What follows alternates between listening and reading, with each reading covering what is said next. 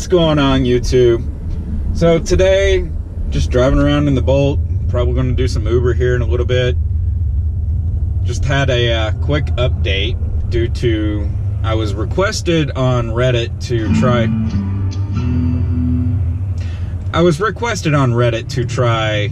Plugging in a thumbstick for USB MP3s and everything. Well, there goes my camera. Alright, back at it. But I was requested on Reddit to use a USB thumbstick in the center console since I got the 14.4.2 update. Evidently there was an issue with the last software update where if you're using a thumbstick, or I think they said their iPhone, that it would fade in for the next song if you were to, skip the song.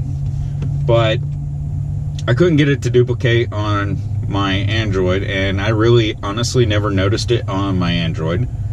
So they asked for the thumbstick. I go grab one of my thumbsticks that I have that's not currently being used for other things, and it won't work. So I grab my solid state hard drive, which is just looks like a gigantic thumbstick,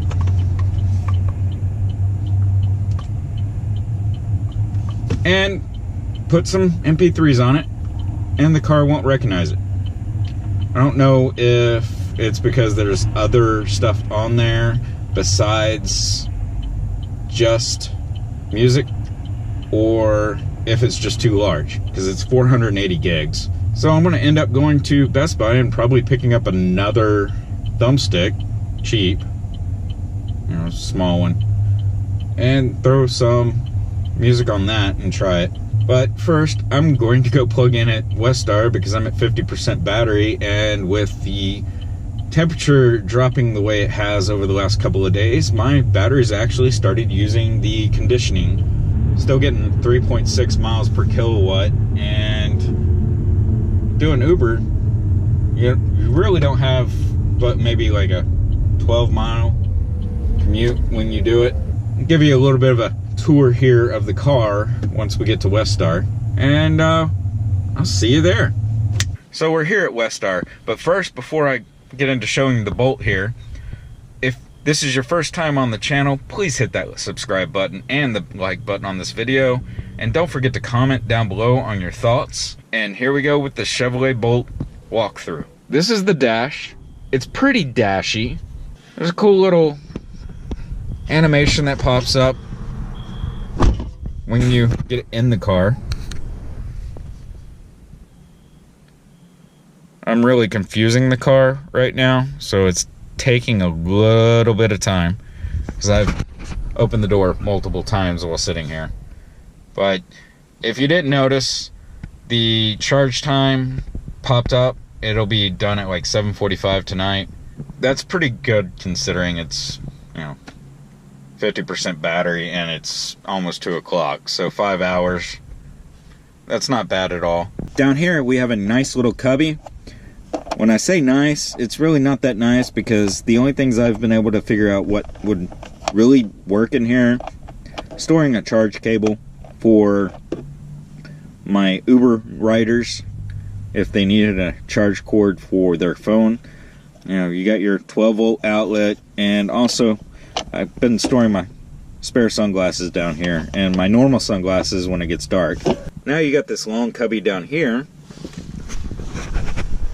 Couple of cup holders. You got cup holders and the doors over there, not even on the driver's side. The center console, you have a cubby down here with 2 USB ports plus an aux port in for your stereo to plug in your phone or MP3 player or whatever.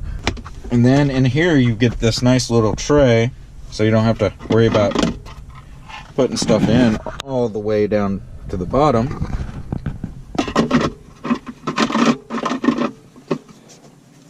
The only option I actually got on this car was the DC fast charge. The DC fast charge is amazing when you can actually access a DC fast charger. There's none here in Wichita, but OKC and Kansas City have them, which means that I can take this on a day trip up there, top it off, drive around, find another charging point to plug it in while I run around like the mall or whatever, and then drive home. But you've got cameras on both the mirrors down here,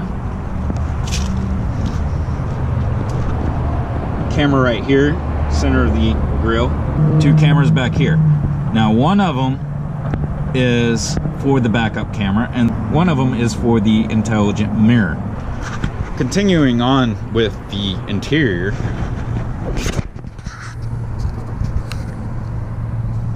this is the back seat, obviously. The floorboard is flat, unlike the Chevrolet Volt Gen 1. I'm not sure about the Gen 2s. Nice little cubby down here. The rear seats do have warmers. Now let's turn the car on. So this is what the dash looks like normally. And you can go through, obviously, dismiss, go through, pull up what you're listening to, your phone.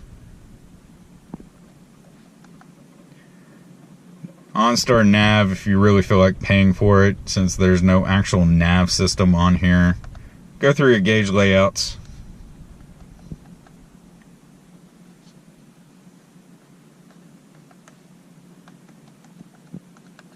I haven't been in options yet. What's in options? Miles, metric, speed warning, software license information. Oh.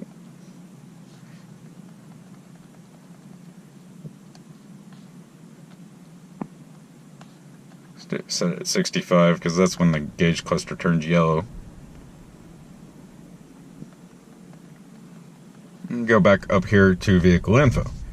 As you can see, I've done 149 miles with 3.6 miles per kilowatt. Looks like I need to air up the right hand side. Yep, that's my average speed currently. Timer. That's the gauge cluster. Gauge cluster is all controlled by the D-pad here. Check mark to confirm. You got your audio for your phone. Heated steering wheel. Love that thing. Cruise control. Radio favorites. Your volume adjustment. Your brake regen if you're not driving in low. The rest of the controls are pretty standard for any vehicle. Now, as Doug DeMuro has pointed out in his video of the Chevrolet Bolt, they have physical buttons and on-screen buttons for the same things. Like, I can turn on the AC unit that way, that way, rear window, but you'd have to adjust it using the knob.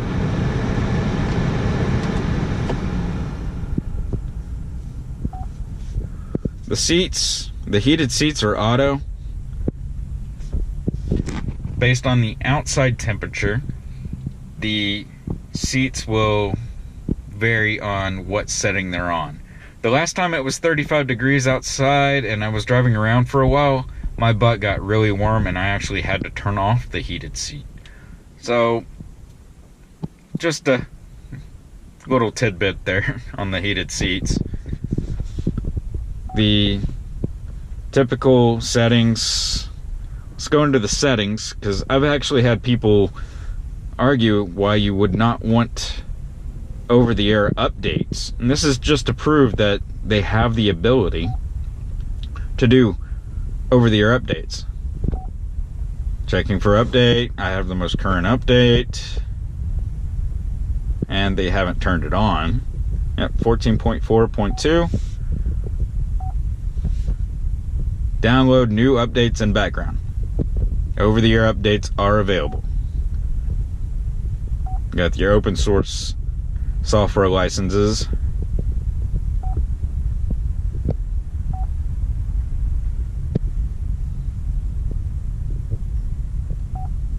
Rear camera.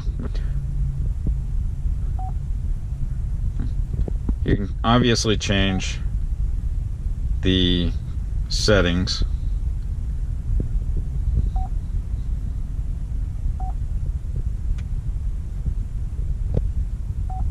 I like the orange because, you know, I'm from Tennessee. I like orange.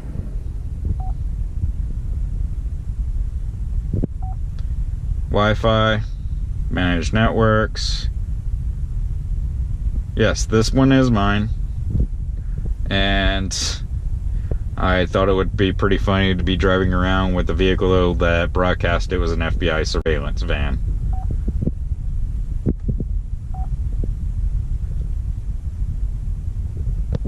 I have yet to be able to set this up. I've tried multiple ways. I still haven't been able to get it set up with the current software. Supposedly only very few Android phones are compatible. This is where you can turn on your Android Auto or Apple CarPlay or both. Bluetooth phone. Set up what devices can have remote access. And a very important feature for parents, you can set up a teen driver, which will assign a key, one of the keys for the vehicle, to limit the vehicle's speed. I don't want to assign any of my keys to this. So, rear seat reminders on. It's really sad in this day and age that we have to have a rear seat reminder for people not leaving their babies in their car.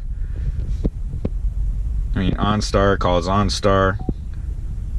Front camera, rear camera. The cameras I showed you on the outside of the car give you this 360-degree view. They simulate it pretty well, in my opinion, because all the cameras are 180 degrees. Then, of course, you get your forward view with that one. Once you actually put it into drive and start driving, you can't access this, which is kind of bogus, but I can see why they wouldn't want to. Change your sources. It won't let me.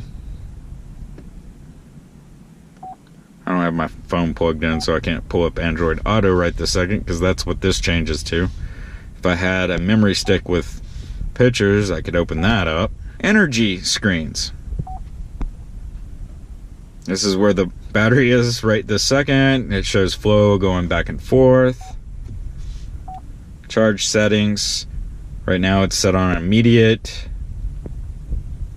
But if it wasn't charging, I can set it on departure. Do a temporary override on this screen. This is where you'll see that I've only had 1% battery conditioning. I've been running the climate control and my driving. I've got several screens here. Yeah, my driving technique's been down quite a bit. Climate settings are horrible. Outside temperature is pretty horrible. And back to the beginning of that. And energy settings. This is where you go if you want to set up your Hilltop Reserve, location-based charging. Like if you want your Hilltop Reserve set up for when you're at home, it will automatically turn on Hilltop Reserve at home, but like here, I'll be fully charged if I don't come back and unplug it. I could go ahead and change that and always on or away only. Energy summary pop-up for when you get out of the car. Horn chirps when it's unplugged for the theft or loss of power. Radio power down at 2%. So when there's 2% left in the battery, it will power down. But that's that. Obviously, you got sport mode, traction control. You hold the traction control button and you can turn off StabiliTrak and traction control. So that was a tour of the Chevrolet Bolt that I currently own, and I hope you enjoyed it. And if this is your first time stopping in, please hit that subscribe button, and don't forget to hit the like button and comment down below on your thoughts or anything that you would like to see on this channel. You all have a good day.